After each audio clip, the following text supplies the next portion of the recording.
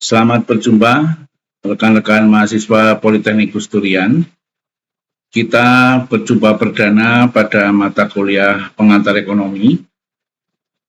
Di awal perkuliahan ini, saya akan menyampaikan terlebih dahulu yaitu ruang lingkup ilmu ekonomi yang akan menjelaskan hal ihwal dan cakupan ilmu ekonomi yang akan kita pelajari selama 1 semester ini. Baiklah, kita mulai kuliah kita.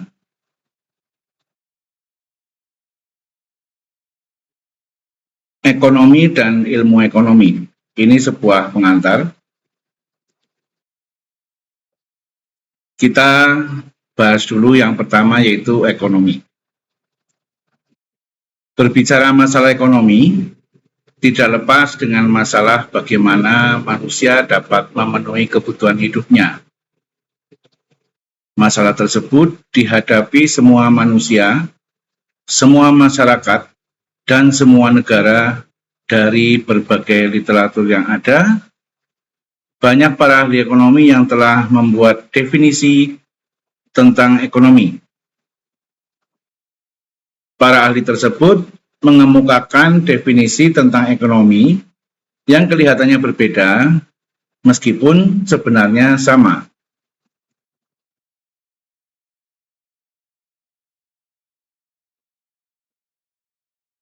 Perbedaan tersebut karena mereka memandang ekonomi dari berbagai sudut pandang dan latar belakang keilmuan, politik, sosial, budaya, dan agama.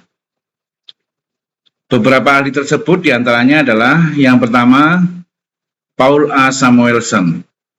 Samuelson ini terkenal sebagai bapak ekonomi modern. Ya.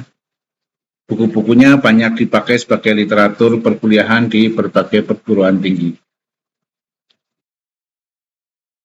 Menurut Samuelson, ekonomi adalah studi mengenai bagaimana orang memilih untuk menggunakan sumber daya produktif yang langka atau terbatas untuk memproduksikan beberapa atau berbagai komoditi dan mendistribusikan kepada masyarakat untuk konsumsi mereka. Itu adalah pengertian ekonomi menurut Samuelson.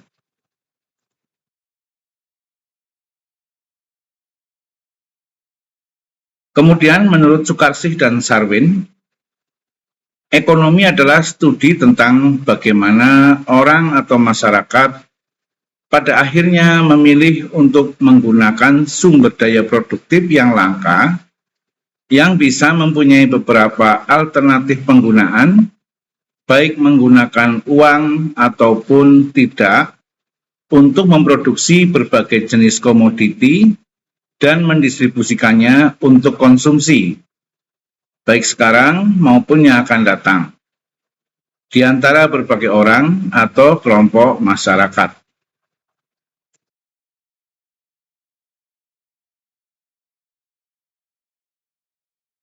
Menurut Alfred Marshall, ekonomi merupakan sebuah studi mengenai kehidupan bisnisnya.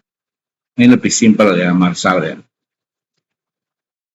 Dari beberapa pengertian di atas, dapat diambil poin pentingnya, yaitu bagaimana manusia memenuhi kebutuhannya dari mulai proses produksi, distribusi, sampai konsumsi.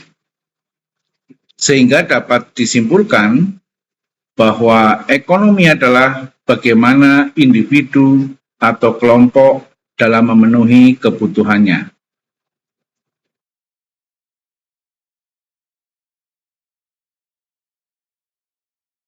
Kemudian, kalau tadi kita sudah bicara tentang ekonomi, berikutnya kita akan berbicara tentang ilmu ekonomi.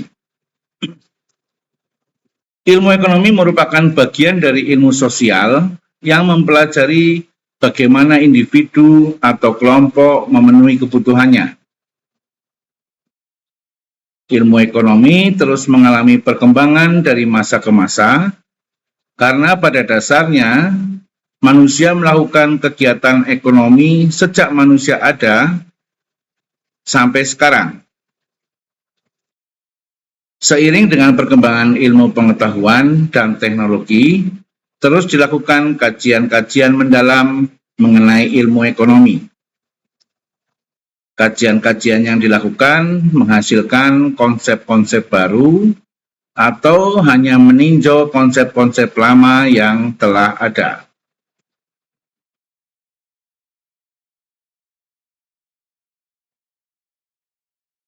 Setelah kita mengetahui tadi ekonomi dan ilmu ekonomi, sekarang kita coba bahas mengenai inti masalah ekonomi.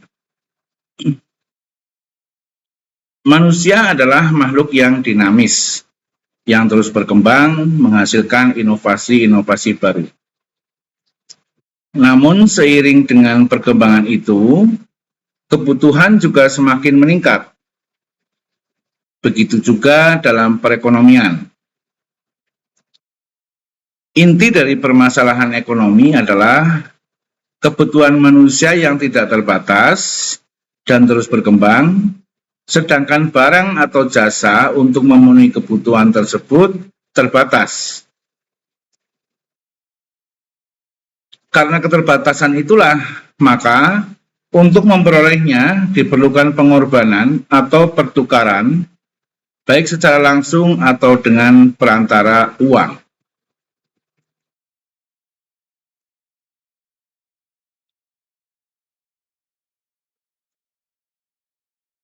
Maka dari itu, karena keterbatasan itulah dan didorong oleh kebutuhan manusia yang tidak terbatas dan terus berkembang, maka diperlukan pengaturan untuk menyeimbangkan.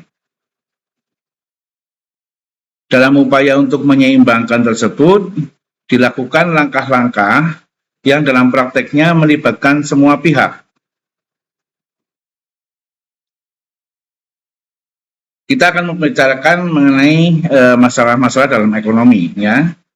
Yang pertama, masalah ekonomi klasik. Merupakan masalah ekonomi yang dilihat secara sederhana. Masalah tersebut meliputi A. Masalah produksi. Merupakan bagaimana memproduksi kebutuhan barang atau jasa yang dibutuhkan oleh semua orang. Misalkan di suatu daerah, semua masyarakatnya menggunakan sepeda sebagai alat transportasi utama. Maka, produksi terhadap sepeda akan dilakukan sebanyak mungkin. Produksi dilakukan dalam rangka memenuhi kebutuhan daripada calon konsumen.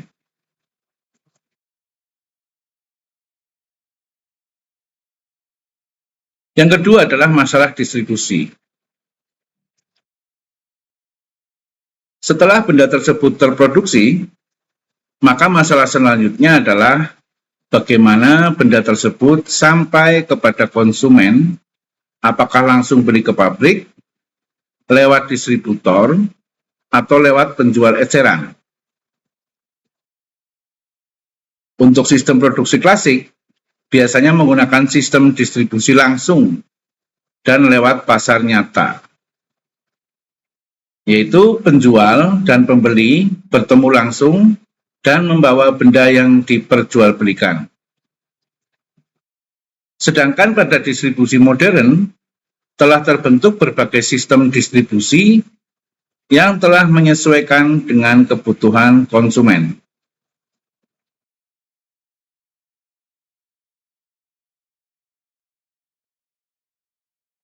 Permasalahan klasik yang ketiga adalah konsumsi. Objek daripada konsumsi tidak hanya berupa benda, tetapi juga berupa jasa. Antara benda dan jasa saling berkaitan satu sama lainnya, sehingga untuk memudahkan pemahaman sering disebut produk. Produk yang dikonsumsi idealnya sesuai dengan kebutuhan atau harapan dari konsumen. Dengan kata lain, bahwa masalah konsumsi menyesuaikan dengan kebutuhan dari konsumen. Manusia sebagai makhluk sosial tidak bisa hidup sendiri. Antara satu sama lainnya saling membutuhkan dan saling mempengaruhi. Hal ini menciptakan pola perekonomian yang terus berputar dan saling berketerkaitan satu dengan yang lainnya.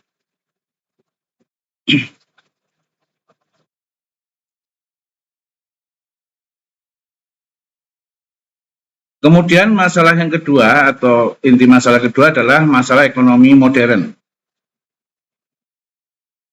Permasalahan ekonomi modern terdiri dari yang pertama adalah what. Masalah pertama adalah apa yang akan diproduksi. Hal ini berkaitan dengan jenis apa yang akan diproduksi dan berapa yang harus diproduksi. Maka dari itu, sebelum memproduksi, produsen harus mengerti kebutuhan dan pada konsumen dengan cara produksi berorientasi pada pasar. Artinya, memproduksi barang atau jasa harus menyesuaikan kebutuhan konsumen. Tanpa berorientasi pada pasar, maka produk yang diproduksi akan sulit untuk laku. Di dalam melakukan produksi, produsen tidak hanya bertujuan memenuhi kebutuhan, tetapi juga untuk menghasilkan keuntungan dan menjaga kesinambungan. Sehingga perlu riset dan perencanaan yang matang dalam menentukan apa yang akan diproduksi.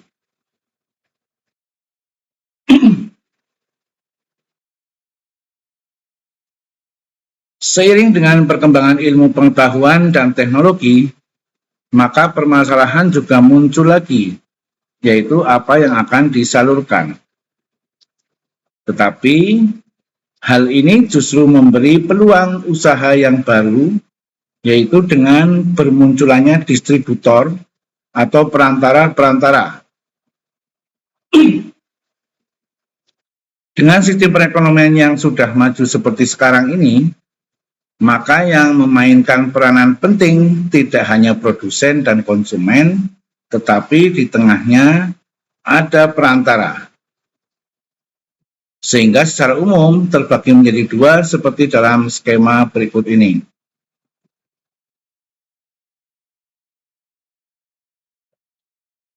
Dalam skema kita lihat, yang pertama adalah skema tradisional, di mana produsen akan langsung bertemu konsumen atau langsung berhubungan dengan konsumen untuk melakukan transaksi jual beli.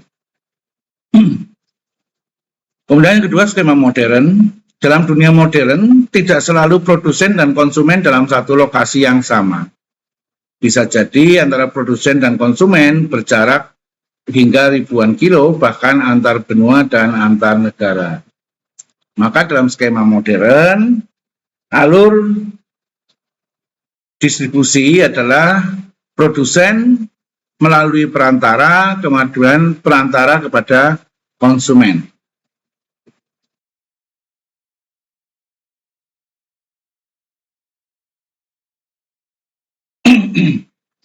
Untuk skema tradisional biasanya dilakukan oleh perusahaan-perusahaan kecil atau usaha rumahan. Misalkan produsen makanan rumahan, keripik, dan sebagainya. Dalam hal ini, produsen selain memproduksi juga memasarkan langsung terhadap konsumen. Untuk skema modern, dilakukan oleh perusahaan yang sudah memanfaatkan jasa pihak ketiga untuk memasarkan. Perusahaan hanya berkonsentrasi memproduksi produk yang dihasilkannya. Untuk memasarkannya, sudah ada pihak lain yang bekerja sama dengan perusahaan. Hal ini akan membuat kualitas dan kuantitas dapat ditingkatkan, karena perusahaan akan lebih fokus dalam melakukan kegiatannya, yaitu kegiatan produksi.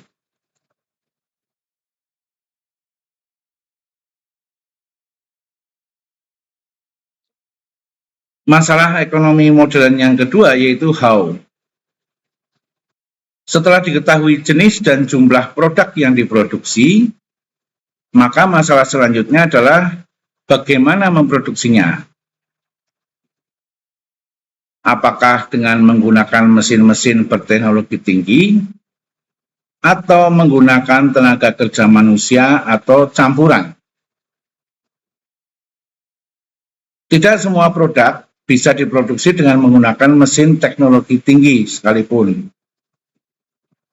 Untuk produk yang berupa jasa adalah bagaimana pelayanan itu dilakukan dan dengan apa pelayanan tersebut dijalankan.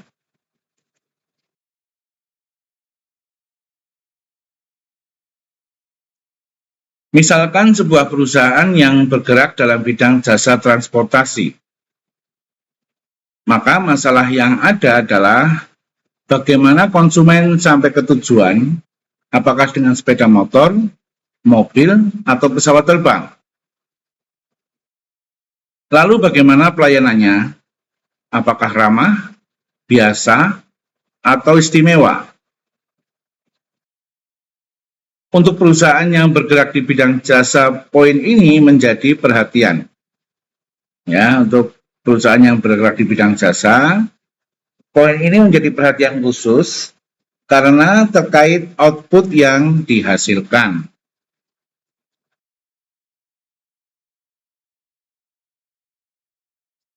Kemudian permasalahan yang ketiga adalah who.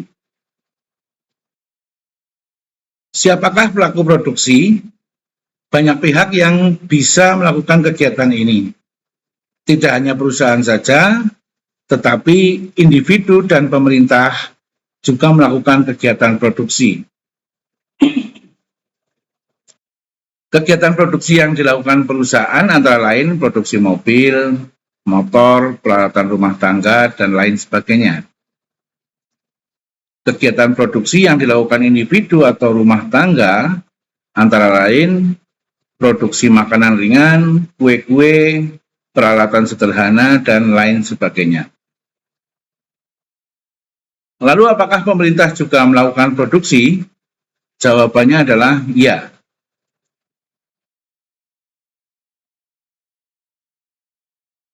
Pemerintah melakukan kegiatan produksi secara langsung maupun tidak langsung. Secara langsung misalkan pemerintah memproduksi kartu tanda penduduk, akta kelahiran, benda-benda lainnya yang pihak swasta tidak bisa dan tidak berhak melakukannya. Sedangkan produksi secara tidak langsung melalui BUMN yang dimiliki oleh pemerintah atau melalui kerjasama dengan pihak swasta maupun pihak asing.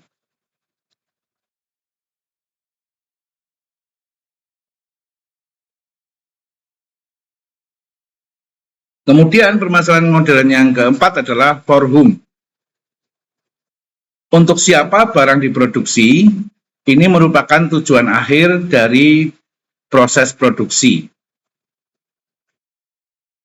Suatu benda diproduksi adalah untuk memenuhi kebutuhan manusia, baik langsung atau tidak langsung.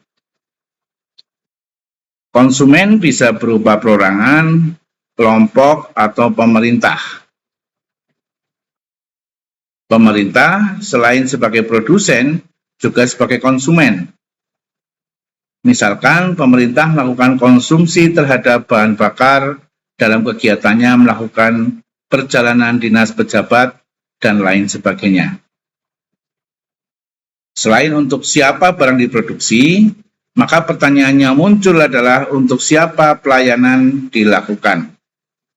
Jadi kalau terkait dengan pelayanan ini pasti produksi jasa.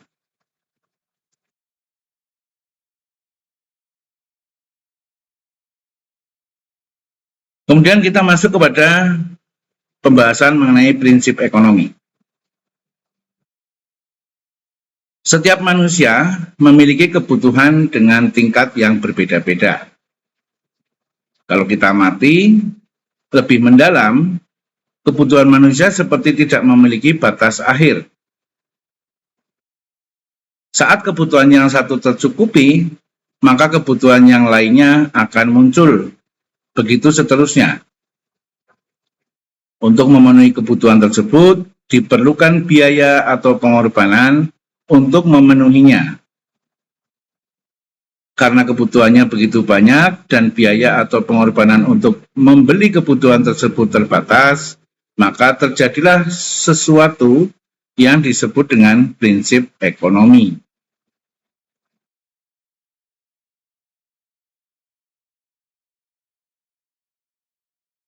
Istilah prinsip ekonomi mulai kita dengar sejak kita duduk di bangku sekolah menengah pertama. Dulu dikatakan bahwa prinsip ekonomi merupakan pengorbanan sekecil-kecilnya untuk mendapatkan hasil sebesar-besarnya atau semaksimal mungkin. Namun, seiring dengan perkembangan umur, maka kita berpikir lebih logis. Apakah mungkin dengan pengorbanan yang begitu kecil mendapatkan hasil yang maksimal atau untung yang sebesar-besarnya? Jadi, apakah prinsip ekonomi itu?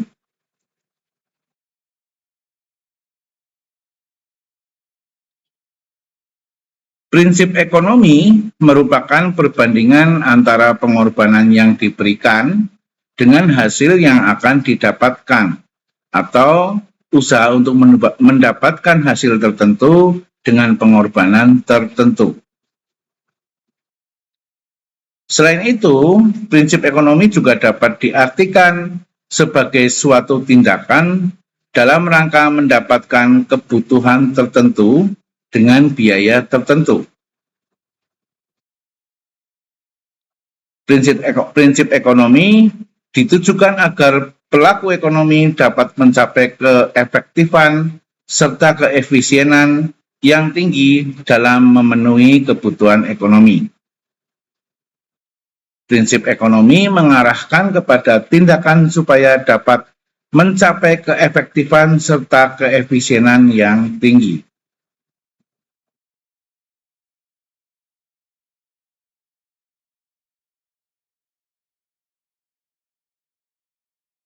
Ciri-ciri orang yang menerapkan prinsip ekonomi diantaranya adalah yang pertama, bertindak rasional.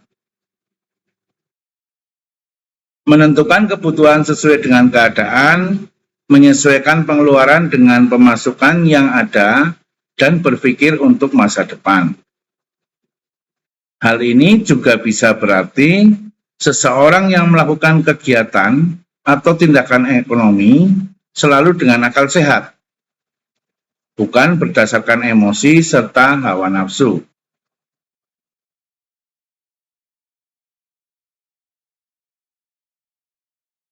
Ciri-ciri yang kedua adalah bertindak dan berpikir ekonomis.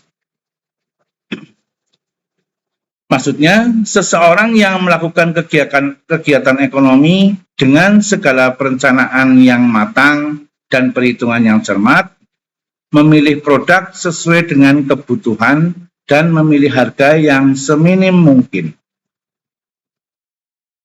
Karena di pasar disediakan banyak pilihan produk yang kita butuhkan.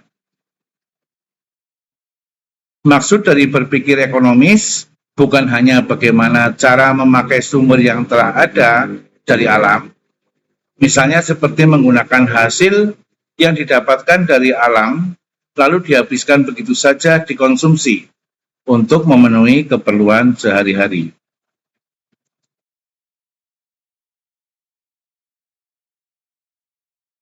Akan tetapi bagaimana cara melakukan nilai hasil dan apa yang didapat dari alam supaya memiliki nilai guna yang lebih baik lagi untuk mengimbangi keperluan atau kebutuhan yang akan semakin kesini semakin meningkat.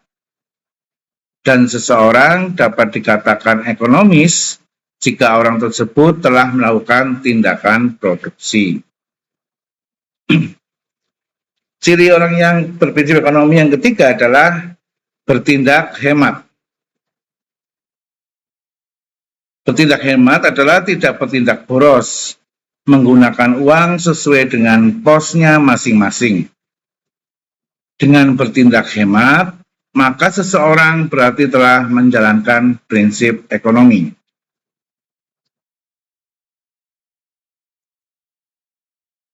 Sebagaimana diungkapkan di atas bahwa prinsip ekonomi merupakan perbandingan antara pendapatan dan pengeluaran, sehingga dengan bertindak hemat, seseorang akan bisa membandingkan antara pendapatan yang dia peroleh dengan pengeluarannya dilakukan.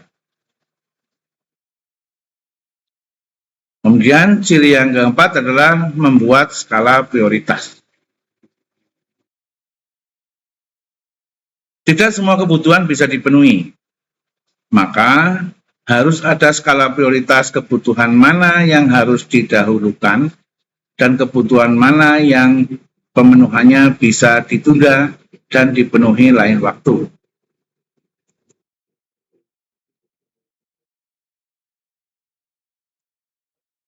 Kebutuhan yang dipenuhi terlebih dahulu merupakan kebutuhan primer atau kebutuhan pokok. Kemudian kebutuhan sekunder. Setelah itu semua terpenuhi, baru menginjak ke kebutuhan tersier. Ciri yang kelima adalah bertindak dengan memakai prinsip cost and benefit. Artinya, biaya yang kita keluarkan harus sebanding dengan manfaat yang diperoleh. Tujuan daripada prinsip ekonomi adalah A. Mendapatkan keuntungan yang semaksimal mungkin. B. Memperkecil resiko atau kerugian yang mungkin ditimbulkan. C. Mencegah pemborosan. D. Mendapatkan produk tepat sasaran. Dan E. Mempergunakan kemampuan dan modal yang dimiliki. Adapun jenis-jenis dari prinsip ekonomi adalah yang pertama, prinsip produsen. Merupakan prinsip ekonomi yang menentukan bahan baku, alat produksi, maupun biaya produksi dari bahan baku menjadi bahan jadi yang tentunya akan ditekan serendah mungkin dengan dapat menghasilkan produk atau barang yang berkualitas bagus.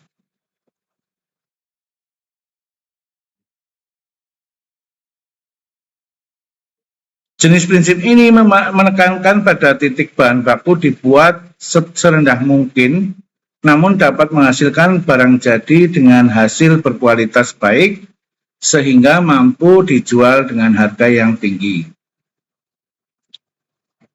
Prinsip yang kedua adalah prinsip penjual atau pedagang. Merupakan prinsip ekonomi yang melakukan berbagai macam usaha untuk dapat memenuhi selera dari konsumen. Tentunya dengan promosi atau dengan berbagai macam iklan, reward hadiah, dan lain sebagainya untuk meraup banyak keuntungan, dan kegiatan tersebut prinsipnya ditekankan pada titik promosi, iklan, reward, atau hadiah, dan lain sebagainya.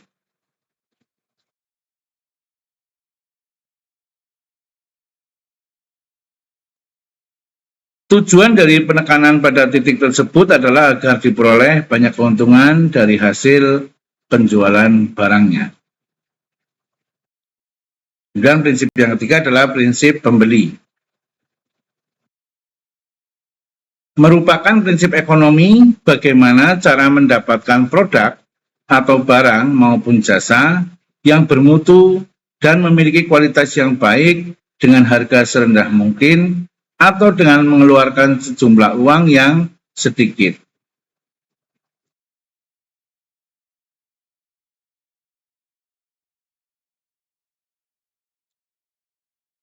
Dari ketiga prinsip tersebut, apabila dilaksanakan akan menimbulkan dua perilaku, yaitu bertindak ekonomis dan berpikir ekonomis. Bertindak ekonomis merupakan tindakan seseorang atau manusia dalam memenuhi kebutuhannya sehari-harinya dengan tindakan yang rasional, yaitu setiap tindakan melalui pemikiran atau dipikirkan secara matang terlebih dahulu dan selalu berpegang pada prinsip ekonomi. Seseorang dikatakan bertindak secara ekonomis jika berhasil mendapat keseimbangan antara hasil dan pengorbanan, yaitu kebutuhannya dapat terpenuhi sebaik-baiknya atau sebaik mungkin, dan pengorbanan atau biaya yang dikeluarkannya sekecil mungkin.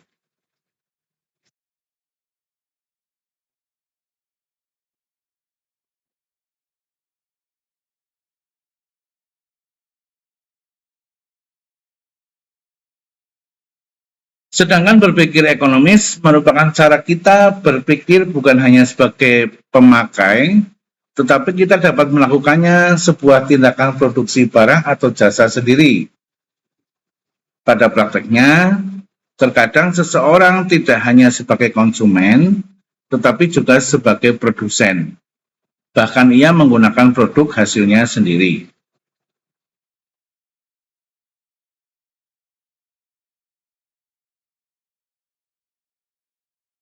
Kemudian kita melangkah ke berikutnya, kita akan mencoba memahami tentang apa yang disebut dengan ekonomi mikro dan ekonomi makro. Yang pertama, kita akan membahas ekonomi mikro. Ekonomi mikro merupakan bagian dari ilmu ekonomi yang mempelajari ekonomi secara detail dan lingkungannya kecil. Variabel-variabel yang dibahas dalam ekonomi mikro, ruang lingkupnya kecil, misalnya perusahaan atau rumah tangga. Dalam ekonomi mikro ini dipelajari tentang bagaimana individu menggunakan sumber daya yang dimilikinya sehingga tercapai tingkat kepuasan yang optimum. Dalam hal ini, pada umumnya pendekatan mikro terkait dengan keputusan-keputusan yang diambil oleh para pelaku ekonomi dengan mengacu pada sinyal harga pasar.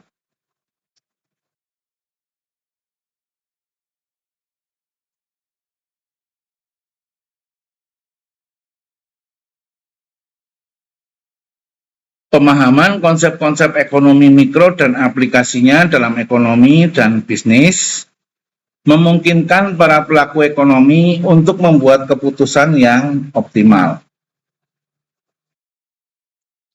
Dalam ekonomi mikro, ini dipelajari tentang bagaimana individu menggunakan sumber daya yang dimilikinya sehingga tercapai tingkat kepuasan yang optimum. Secara teori, tiap individu yang melakukan kombinasi konsumsi atau produksi yang optimum bersama dengan individu-individu lain akan menciptakan keseimbangan dalam skala makro dengan asumsi ceteris paribus. Ceteris paribus adalah kondisi yang tidak berubah atau kondisi lingkungan, kondisi variabel-variabel lain yang tetap, disebut dengan ceteris paribus.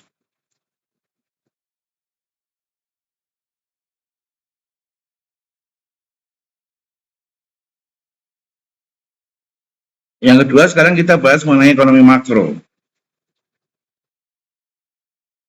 Merupakan bagian dari ilmu ekonomi yang mempelajari ekonomi secara keseluruhan atau global. Variabel-variabel ekonomi secara agregat atau keseluruhan, variabel-variabel tersebut antara lain pendapatan nasional, kesempatan kerja dan atau pengangguran, jumlah uang beredar, laju inflasi, pertumbuhan ekonomi internasional. Jadi teori makro ini lebih bicara tentang ekonomi secara agregat dalam suatu negara atau suatu kawasan yang akan mempengaruhi dan saling mempengaruhi antara satu variabel ekonomi dengan variabel ekonomi yang lainnya. Teori ekonomi makro menerangkan aspek-aspek seperti penentuan tingkat perekonomian negara yang berkaitan dengan sampai di mana suatu perekonomian akan menghasilkan barang dan jasa.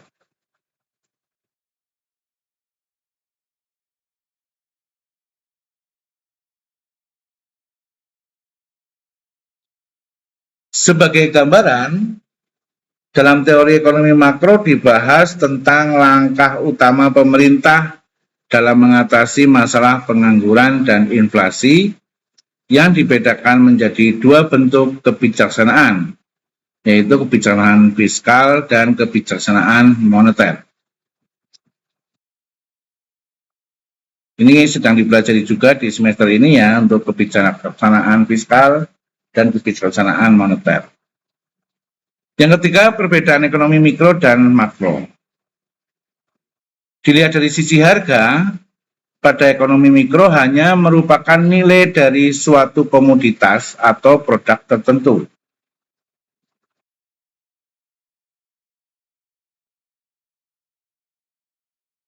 Sedangkan pada ekonomi makro, harga merupakan harga dari komoditas secara keseluruhan atau harga yang umum dari produk tersebut tanpa memerinci satu persatu. Kemudian dilihat dari unit analisis. Pada ekonomi mikro, unit-unit yang dianalisis lebih terperinci atau individual. Sedangkan pada ekonomi makro, unit yang dianalisis secara global atau keseluruhan, di mana dalam ekonomi makro, dalam menganalisisnya secara global dari berbagai macam aspek yang ada.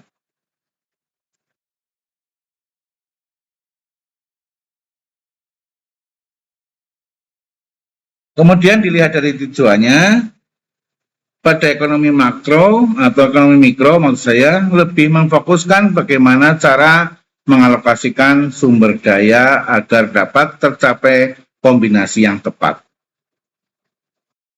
Sedangkan pada ekonomi makro, tentang pengaruh kegiatan ekonomi secara keseluruhan terhadap berbagai macam aspek secara nasional.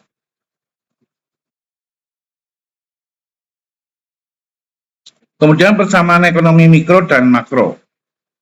Yang pertama, sama-sama bagian dari ilmu ekonomi. Ekonomi mikro dan ekonomi makro merupakan bagian daripada ilmu ekonomi yang keduanya saling mendukung satu sama lain.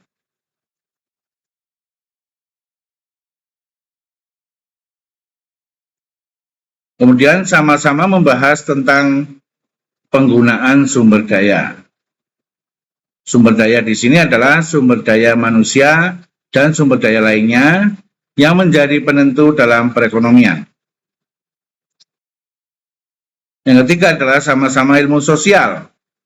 Keduanya merupakan bagian dari ilmu sosial yang membahas mengenai kehidupan sehari-hari, baik dalam skala rumah tangga maupun skala yang lebih besar.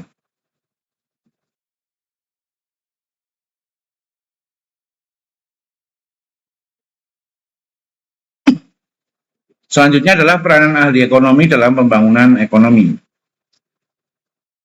Ahli ekonomi merupakan orang yang secara khusus berkecimpung dalam dunia ekonomi dengan disiplin ilmu yang dimilikinya. Ahli ekonomi bisa seorang praktisi, akademisi, atau keduanya. Ya, gabungan antara praktisi dan akademisi. Ahli ekonomi memiliki peran yang sangat penting dalam perekonomian apabila kalau dia juga seorang yang diamanati sebuah jabatan karena akan menentukan arah dan kebijakan dari suatu negara. Secara umum, berikut beberapa peranan ahli ekonomi. Yang pertama, membantu untuk menjawab pertanyaan seputar tujuan ekonomi yang bisa dicapai berdasarkan potensi sumber daya alam, yaitu SDA dan SDM. SDA adalah sumber daya alam dan SDM adalah sumber daya manusia.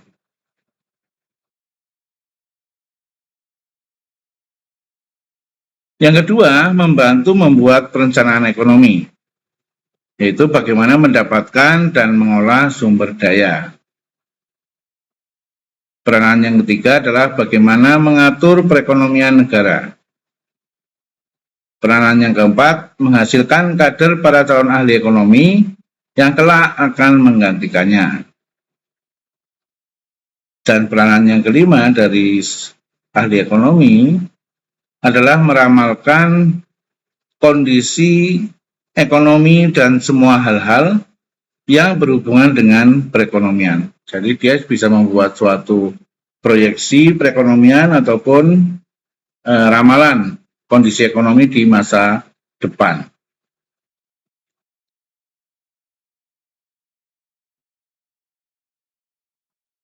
Saya kira itu sebagai pengantar ilmu ekonomi di pertemuan pertama kuliah kita semester ini.